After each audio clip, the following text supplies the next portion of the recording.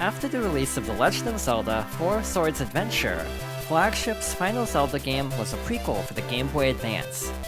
The Legend of Zelda The Minish Cap was released in 2004 in Japan and Europe, and the following year in North America and Australia. While it was somewhat overshadowed by the release of the Nintendo DS, it was still well received as a small-scale Zelda adventure. It was also one of my first 2D Zelda games. So without further ado, let's revisit The Legend of Zelda The Minish Cap. Set hundreds of years before Four Swords, the Minish Cap begins with the legend of the Picori, also known as the Minish. When evil forces invaded Hyrule, the Picori bestowed a special sword and the power of light to a hero, allowing him to seal away the invaders in a magic chest. 100 years later, Link and Princess Zelda attend the annual Picori Festival, where the winner of a tournament gets to touch the Picori blade. A sorcerer named Vati wins the tournament and uses this opportunity to shatter the sword, releasing the evil forces that were sealed away. He also turns Zelda to stone before escaping. In order to repair the Picori blade, Link is sent to a nearby Minish village. Along the way, he meets Eslo, a Minish sage who was turned into a hat by Vati. In order to stop Vati and break the curse placed on him, Eslo agrees to help Link with his quest. After meeting the Minish Elder, he instructs them to find a Picori blacksmith to reforge the sword, and 4 elements that can be infused into the blade to restore its power. Visually, the Minish Cap greatly improves upon Four Swords' art style. While some sprites are reused, environments are generally more detailed and unique. Along with new characters and enemies, many characters from Ocarina of Time and The Wind Waker have also been adapted into this art style. Regarding its audio design, some songs are remixed from earlier games, but most of the songs are original and generally solid.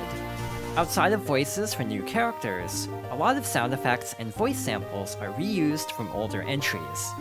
Regarding its gameplay, the Minish Cap is similar to the previous handheld games. There's a traditional overworld consisting of interconnected screens and 6 major dungeons. The overworld is relatively small, but features a variety of optional secrets and required areas or quests between dungeons. Outside of a few intricate puzzles and level layouts, the dungeons are relatively straightforward and easy to navigate. Link retains most of his abilities from the previous games, but moves like the spin attack and sword beams must be learned from sword masters at hidden dojos. Eslo can also shrink Link to the size of a Picori by using Minish portals within special objects like tree stumps. In most overworld areas and dungeons, you can't fight enemies or use items when small, and there are additional hazards like falling raindrops. In sub-areas that can only be reached when small, the view is zoomed into Link's location, and he has access to all of his equipment and abilities. The Minish Cap also includes several new items. The Gust Jar is used to inhale objects or enemies and fire a blast of wind. The Mole Mitts are used to dig through dirt walls or find buried secrets. The Grip Ring is used to climb specific walls. And the Cane of Pachi is used to launch Link out of pits and flip over objects. There are also several types of Pickle Light that can be stored in bottles and temporarily make collectibles easier to find. By helping to grow Pico Blooms in the Minish village, additional types of Picolite can be unlocked. Some items also have new properties.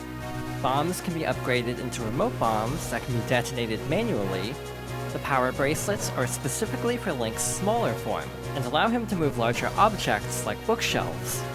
When using the reforged Picori blade, Link can temporarily create copies of himself using special floor tiles.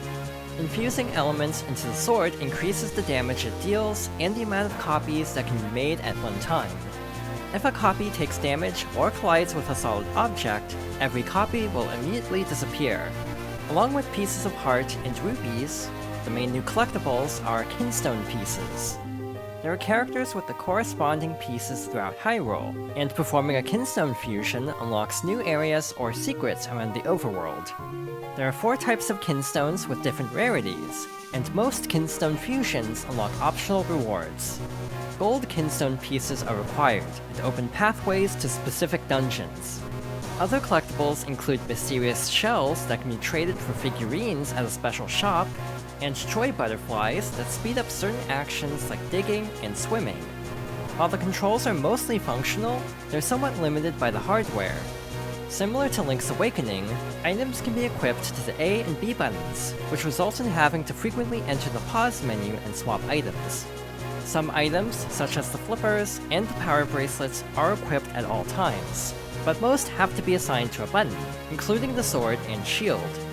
The R button is used to roll forward, interact with Minish portals, or grab objects, and the L button initiates kinstone fusions.